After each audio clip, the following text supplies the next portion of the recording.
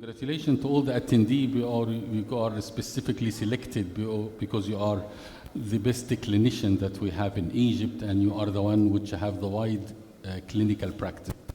I am a vascular surgeon. I know that you are multidisciplinary, so I wouldn't go deep category. I'm sorry about the voice, it goes a little bit in and out. I'll speak about surgical infection because if you are a vascular surgeon or general surgeon, probably 50 to 60% of your patients will either have an infection or going to have an infection. So this topic is quite important to us, the surgical infection. We're going to speak about SSTIs, SSIs, and DFIs.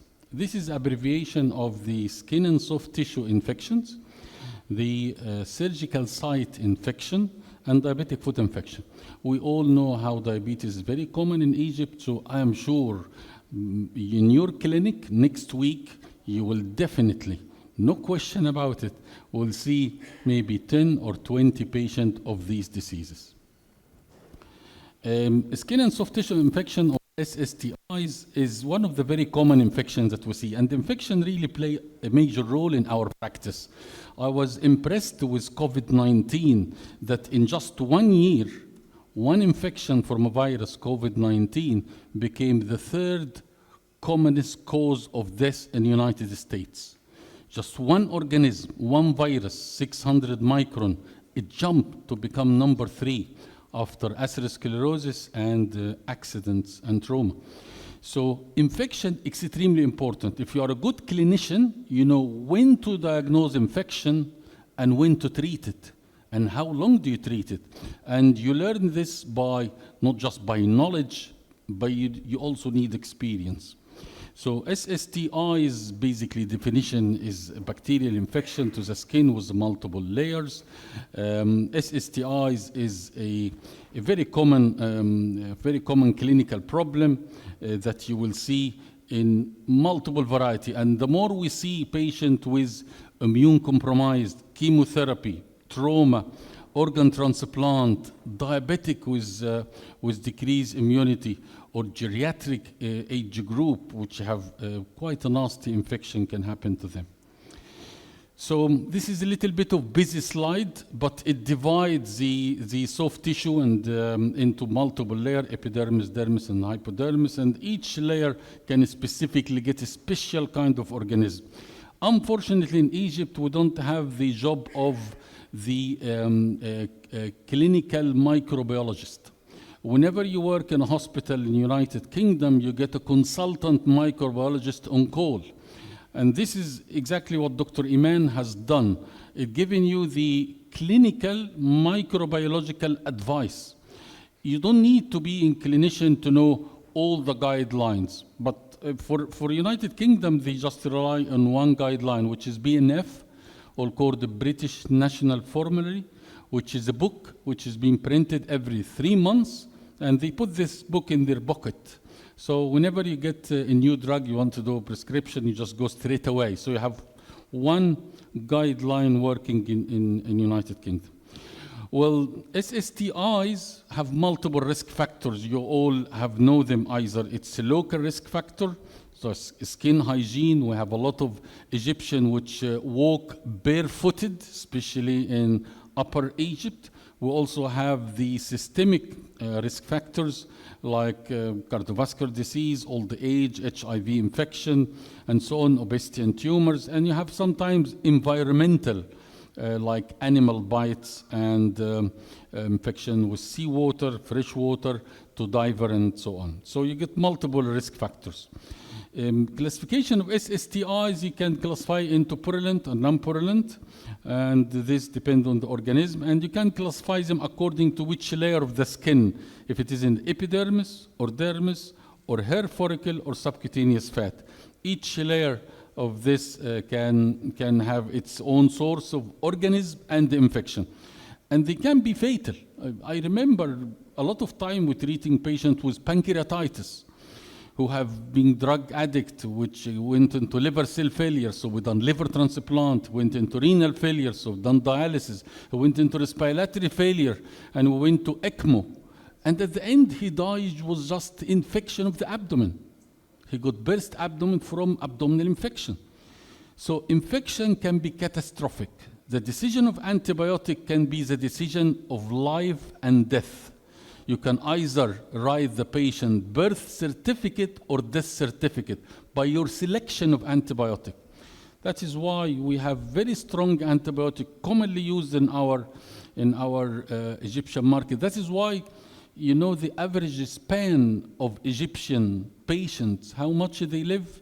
They live 67. This is the average span. In USA, it is 87.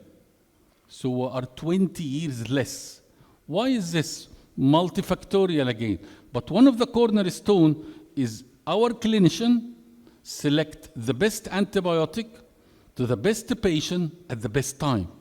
This can make a dramatic impression. Well, you got the Arabic translation to an English term. So, for example, الحمرة بتقال عندنا كثيرا لأمراض كثيرة وبيحصل a lot of dilemma. It's just erysipelas. So you don't say it as an alternative to cellulitis, because cellulitis, the actual Arabic translation is التهاب النسيج الخلوي. So Arabic translation can be a little bit of confusing, but we all rely on an English as our basic nomenclature for diseases, and this way you wouldn't go wrongly. These are the clinical picture. One of the beauty in 1923 that you can diagnose a skin condition not by referring it to dermatologists, but just on artificial intelligence. Now we have the GPT-4 system, which is found in Google if you use Bard, and in Microsoft if you use Bing. You can get a picture of the patient foot. You upload it, and you tell it, give me the clinical diagnosis. It will come while you are in the clinic from your mobile. It's free of charge.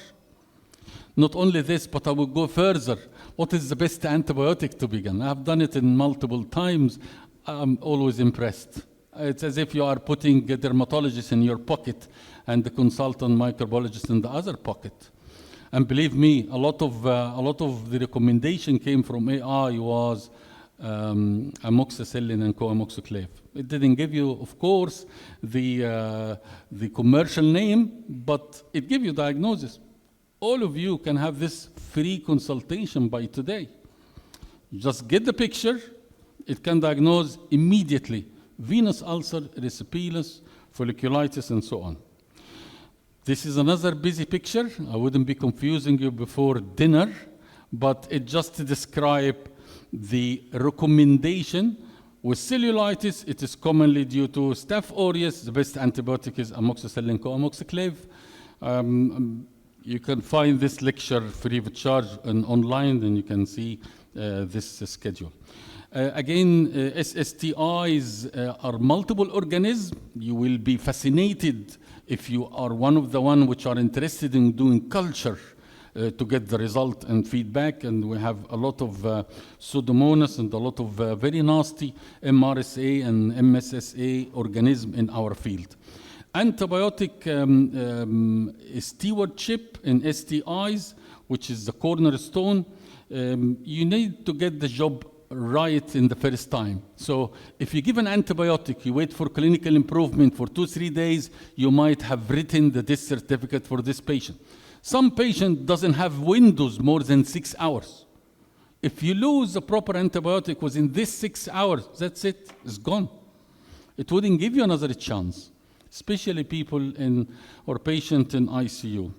Treatment guidelines is important, but it is confusing because, as Dr. Iman said, there is a Canadian guidelines, there's European guidelines, there's American guidelines, there's British guidelines. We don't have here Egyptian guidelines because if you want to do guideline, you must have a huge basic of research. And if you see the amount of research by Egypt compared to China and USA, and by China, I mean this month, China have more research paper than United States. Well done, congratulations. We hope we'll be near you. So that's why you don't have Egyptian guidelines. But easy, go to artificial intelligence. What is the most recent guidelines that I can use? You can even mention your country. and it will give you the best recommended guidelines. If you work in United Kingdom, ED is not a confusing picture. You either follow the BNF or the National Institute of Clinical Excellency. If you go other than these two, you will be reprimanded and you will stop practice by GMC. So this is a basic, the amoxicillin co-amoxiclav, which is a fantastic combination. Dr. Iman have explained thoroughly how the mechanism works with lactamase and with bacterial, which is, I wouldn't repeat it again. So NICE guidelines, which is, let us say, the golden standard of our practice, it's the first choice of antibiotic in infection near eyes or near the nose, and this is published in 27 September 29, is amoxicillin co-amoxiclav. And obviously, if the manufacturer is an Egyptian company, also this will give you really, you must have a support for this company to be very successful, and your patient will benefit as well. Cellulitis erysipelas antimicrobial prescription, again, NICE guideline have put it with the dosing and the duration, and this is, again, is a golden standard.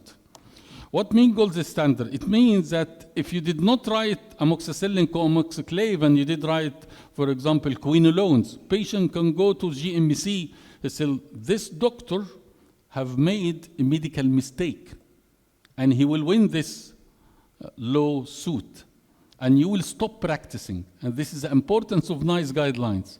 If you go out of NICE guidelines, you are out of your practice. And I have a lot of friends which have stopped practicing just because of this mistake. So this is the importance of NICE guidelines. If NICE guidelines tell you amoxicillin co-amoxiclav, don't negotiate with NICE guidelines. You just apply them. It's, as Dr. Iman have said nicely, again mentioned that it is in cellulitis, again it's a streptococcus co-amoxiclav, and glavonelic acid is the best drug to be given first. Now, surgical site. We do a lot of surgery, both general surgeon, endovascular surgeon, obesity surgeon. Now, surgery is becoming 13 specialty.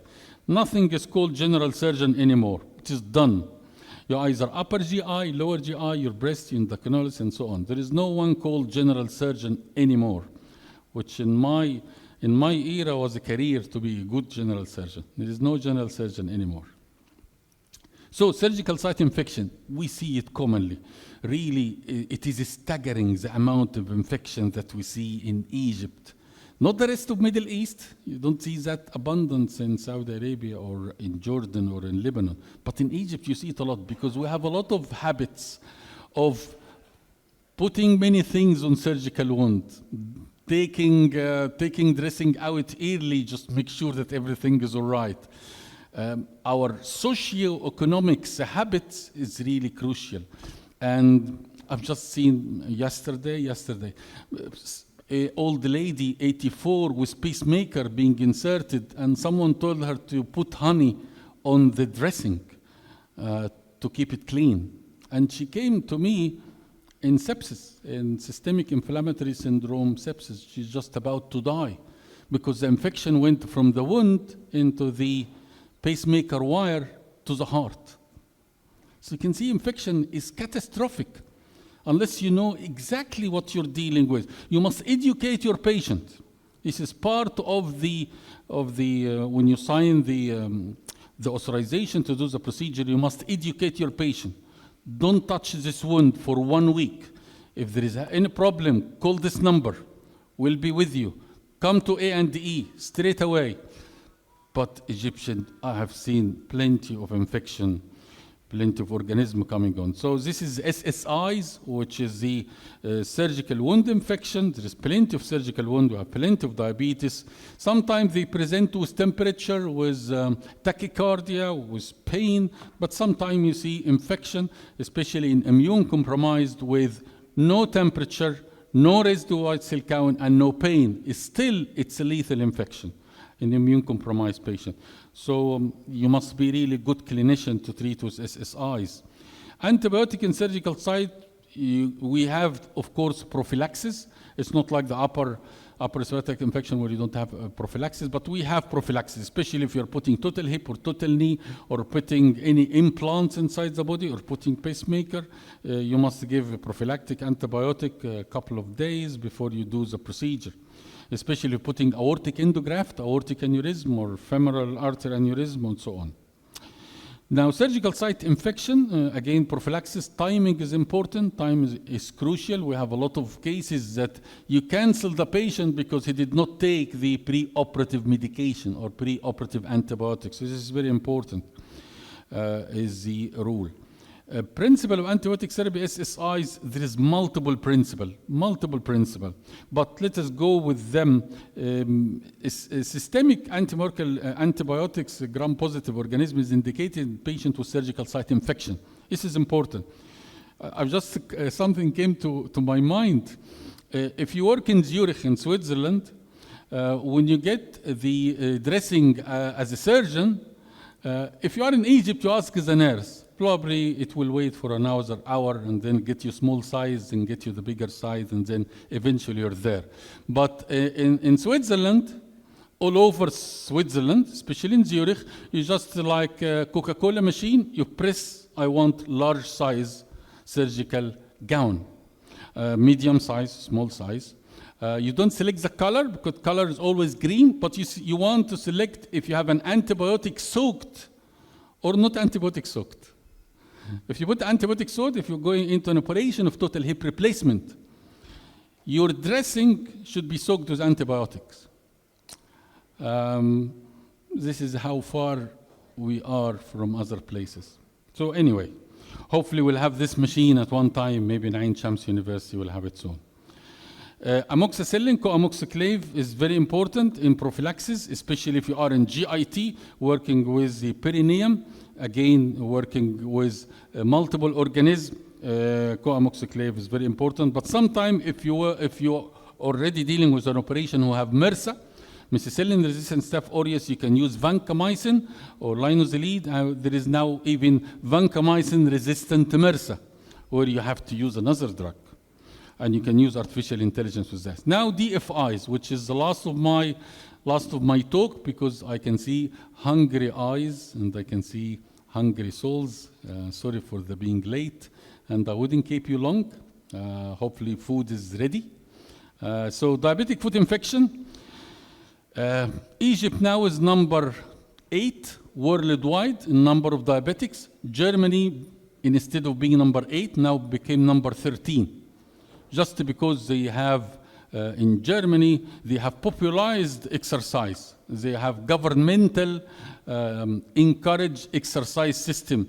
They just make everyone running, stop smoking. That's it. They drop from 8 to 13. And we were 15, we're now number 8. So you will see a lot of diabetic foot infection. You can lose a lot of limbs. And the statistics are staggering. Every 30 minutes, a limb is lost due to landline. So you know the landline which explode like the one in Russia and Ukraine at the moment. Now, every 30 seconds, a limb is lost due to diabetes. So if my lecture take about 20 minutes, before my lecture and at the end of my lecture, 40 patients have an amputation. So it is staggering. And you know why? It starts by simple wound. Just a Staph aureus with a simple wound, maldiagnosed, maltreated, late. Patient has lost his limb. And when you lose your limb, especially in this country, you can lose your life. Because another countries can give you a lot of support. If you lose your limb, they get social worker, they change your house, they make you able to go to the bathroom, you make you able to go to the wheel, they get you electric wheels, they spend a lot. So you are jumping back into the community. But if you've seen someone amputate in our upper Egypt, it's the end of life for him. You just become bedridden, and that's it. So when you lose your limb, you can lose your life gradually. This is diabetic foot infection. Statistics, as I said, is staggering. In Egypt is country number 8 out of the the most 10 countries with diabetes. Risk factors, we know all of them: smoking, we have plenty of smoking, and bad social habits, especially the high carbohydrate diet that we have, المحشي والكشري and so on. Peripheral vascular disease, again, very strange things that I've dealt with peripheral vascular disease in Egypt and in United Kingdom. United Kingdom, atherosclerotic disease affected their aorta and SFA. In Egypt, it affects our tibial and crural vessel. It is different pattern. There is a huge amount of theories about that. I wouldn't go into detail, but diabetes will push your atherosclerotic disease to get either chronic ischemia or acute ischemia, and this is how presentation from claudication to amputation. Only 3 minutes to go, so I don't want to keep you waiting, so hopefully we'll finish quickly. These are general principles of dealing with DFIs. You must get a good culture of the wound, start with a good empirical antibiotic, wait for 3 days. You can do a manual picture to assess the wound, how it is, and you must get a good culture. Either use a swab, or use a needle, or you can actually do an excision biopsy of part of the bone and send it for culture. Most diabetic patients have at least between 3 to 6 microorganisms. Not just one microorganism, but 3 to 6. Each one of them had its own susceptibility, sensitivity, and resistance to antibiotics. That's why you really need to be a great clinician with a great clinical microbiologist to give a good treatment. Osteomyelitis, again, is very common. It relies on bone culture and histology, and you need to give an antibiotic for up to 1 month to 3 months, long-term antibiotic if you already have a confirmed osteomyelitis, either by plain X-ray or by MRI. Empirical antibiotic, again, the 6th principle that we all know. For empirical antibiotic, you must target the gram-positive cocci. Most severe infection, you need to use broad-spectrum antibiotic. And the definitive therapy is given after you already got your culture. And sometimes you need to give parenteral antibiotic, especially if you have problem with the oral route. Not only that, but you can give local, like the garamycin beads and a lot of local. So this is the empirical antibiotics that you give for diabetic. Now we'll go to guidelines. This table is from BNF, from British National Formulary, clinical severity diabetic foot. You can see amoxicillin co-amoxiclav is there indicated as it is a broad spectrum antibiotic. So you can cover a lot of the easy to intermediate diabetic foot infection with amoxicillin co-amoxiclav combination. Vancomycin is used if you already got MRCA. So hopefully you're lucky and you don't get vancomycin resistant MRCA organism. But you can give either ceftazidime, cefepime, piperacillin, and there is a lot of new antibiotic coming, especially for this MRSA. So this is the NICE guidelines. Antibiotic given for mild to moderate diabetic foot infection. It can be life-saving, as I mentioned, and given 1 gram 12 hourly.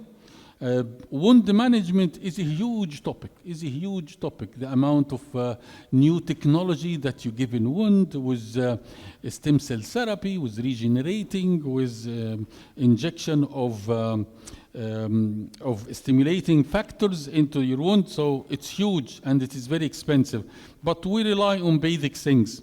We like to have a wet dressing, like this one. You just need, if you have a dry wound, you get like a granuflex, hydrochloride, erythrocyte to get wet dressing, and able to get the white cells able to move and to kill the bacteria and to prevent odor. You can, if you have a lot of exudate, you can use calcium alginate, which is kind of alginate, طحالب يعني. You can use caltostat or curasorb, which absorbs the exudate. So is this important antibiotic? Absolutely. It's very important antibiotic. Not just to give the proper antibiotic without a proper dressing. You must have all combination. And whatever specialty, if you are a gynecologist or orthopedic surgeon or general surgeon, you always have to use a good dressing. If you are very exudative, you need to fill it like the hydrofiber dressing. and infected wound, silver, obviously, one of the two things we have an FDA approval for wound dressing, silver and negative pressure. These are golden standard. Hyperbaric oxygen is waiting there. Surgery, sometime you need to do debridement if you have a necrotic tissue. Surgical site infection, again, amoxicillin co-amoxiclav is play a dramatic role in any specialty. This slide have been explained very nicely by Dr. Iman. I wouldn't go quickly about it. We know the combination between amoxicillin co-amoxiclav for beta-lactamase bacteria. It's even recommended by the World Health Organization. Conclusion. So I got 30 seconds to finish. I can see a lot of you are being hungry. I'm sorry to take that long. But amoxicillin co-amoxiclav is FDA approved. And this is a sign of approval in the United States. By the way, there is a Chinese FDA, because Chinese doesn't want to be under the umbrella of FDA, because to get an FDA approval, you spend millions of dollars. So now there is a China FDA. Skin and soft tissue infection includes surgical site infection. So all of you have seen plenty of surgical site infection, diabetic foot infection, and congratulations to مدينة الدواء المصرية, and I wish them all the best. Thank you very much.